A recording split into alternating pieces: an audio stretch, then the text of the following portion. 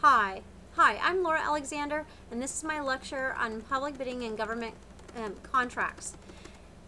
Oregon was once a state that represented hard workers that used local resources for the better of their state and its economy.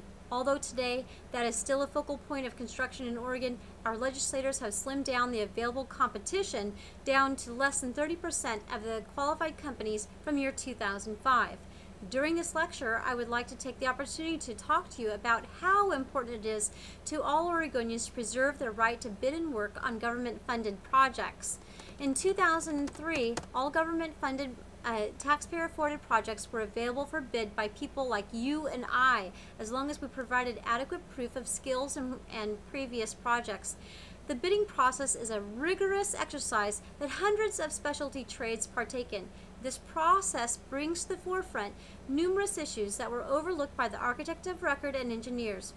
Government work has provided most construction companies with fruitful opportunities over time, which resulted in their ability to expand and sustain their employees. Not supporting the bidding process causes taxpayers to pay for years the overcharged amount for construction. How the bidding process works? Well, traditionally, a project owner would announce that work is available, and he would place the blueprints and specification books at a local source all contractors to review. Blueprint houses, contractor centers, or the owner's contracting office are typical places you would find these blueprints and specifications. General contractors and subcontractor experts would spend 14 days scouring blueprints and specifications. Their investment would include measuring and providing takeoffs and asking questions for clarifications. The quantity of experts typically exceeds hundreds of specialists. Questions are posed during the bidding process by the specialists to be answered by the general contractor, architect of record, or the owner. The questions are referred to as RFIs, or requests for information. By the end of the bidding process, every specialist has provided his price for labor and materials to the bidding general contractor. These prices are scoured by the general contractor, and bidding subcontractors are called to ensure that the information is accurate. The general contractor compiles the best price into his final Excel grid and delivers his bid price to the contracting entity. Your right to bid provides you an opportunity to earn a generous income based on prevailing wage rates. Prevailing wage is set by the Bureau of Labor and Industries and approved by the Oregon State Legislature. Prevailing wage sometimes is higher than union wages. Prevailing wage is the least you can be compensated for your labor. Your opportunity to bid and work on government work is an opportunity to work continuously for up to 18 months depending on the project and your scope of work. It's also dependable payment schedules, and larger projects mean more end project income. It's also an opportunity for you and your company to grow or stay in business.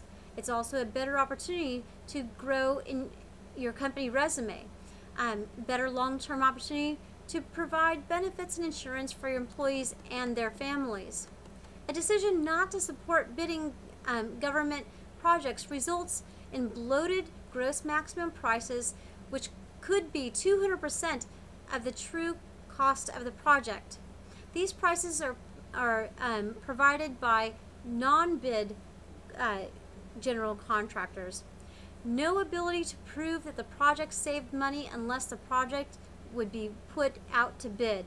That is truly the result of gross maximum price pricing.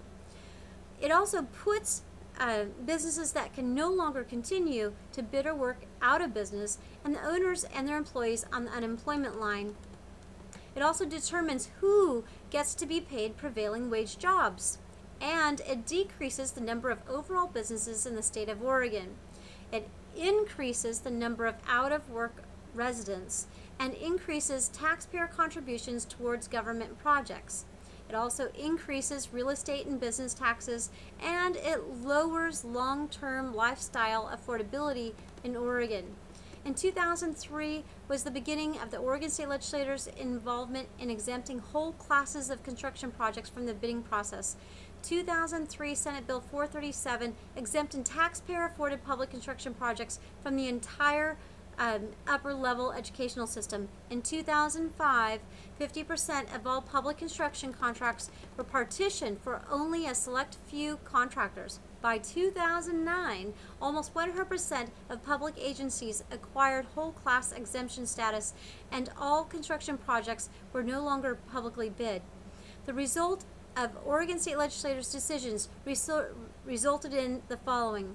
By year 2009, 40% of ABC's members did not renew their membership as a result of not being invited to bid or work on government projects. Those companies reported to Associated Builders and Contractors that they had laid off almost all of their employees and had reduced their staff to mom-and-pop shops. Many moved their businesses to their residential homes because they could not afford the cost of overhead of their commercial real estate. Those same companies stated that they were not renewing their membership because they need to cut back all unnecessary costs. Most owners of those companies sought work at other companies and were considered either an employee for the first time in years or remained unemployed. By year 2011, Oregon State Legislature reacted to outcries from organizers to reverse the changes in public contracting. Senate Bill 772 was introduced to randomly monitor non-bid contracts to ensure that the reasons for not allowing the bidding process was justified and does not create favoritism towards a certain contractor. Senate Bill 581 was introduced to control monopolies within public contracting by way of random examination and audit by the Oregon State Secretary. House Bill 3000-2 was introduced to prevent continuation of kickbacks in public contracting, and House Bill 3215 was introduced to ensure that project totals of $15 million and under were publicly bid. House Bill 3212 was introduced to have the contracting agency pay a deposit of 0.1% per project to the Oregon State Secretary in advance to cover the cost of potential auditing. The purpose of this was to provide an eye on the contracting and construction process to eliminate the potential of overcharges and fraud. Preserving your individual right is always important because once you give it up, you may never regain it again. Reduction in your right results in control over government intervention and increases government's control over you and lessens your ability to disagree with the process. Reduction in your rights also removes you from the public awareness of behind-the-scenes decisions on what rights will be decided on for you by our government. Putting Oregon back to work has been the motto of Oregon State Legislature. It is important that Oregonians take measures to promote every opportunity for all residents to prosper. Oregon State Legislature owes you no truth. Every Senate bill and House bill which is introduced does not require a pros and cons public advertisement. Unfortunately, the true reasons behind a legislative bill is never revealed to the public. Even a slight bit of verbiage can change and affect rules significantly. These changes affect you through reducing your opportunities or your discretionary income. We are Oregonians. We are known for being hard workers, willing to invest in our economy and our livability. We are fortunate to have such a beautiful place to live in comparison to other states in America. We have chosen to allow the iron curtain of our government to block the light of transparency on our policies. We have sat focused in front of the media to provide us truth, rather than inspecting the actual documents written by our legislative teams. If you make one promise today, make it with open eyes. The askance of prosperity will not be found if you choose to eliminate your legal right to be aware of changes that affect you. Oregon is a place that once was the state of opportunity.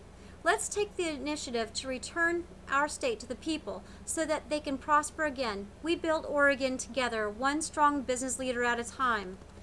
If this means nothing to you, pull out a $20 bill and throw it in the trash right now. Think about how you feel right at this very moment about the thought about that action. That is what you are doing every moment that you reduce your opportunities.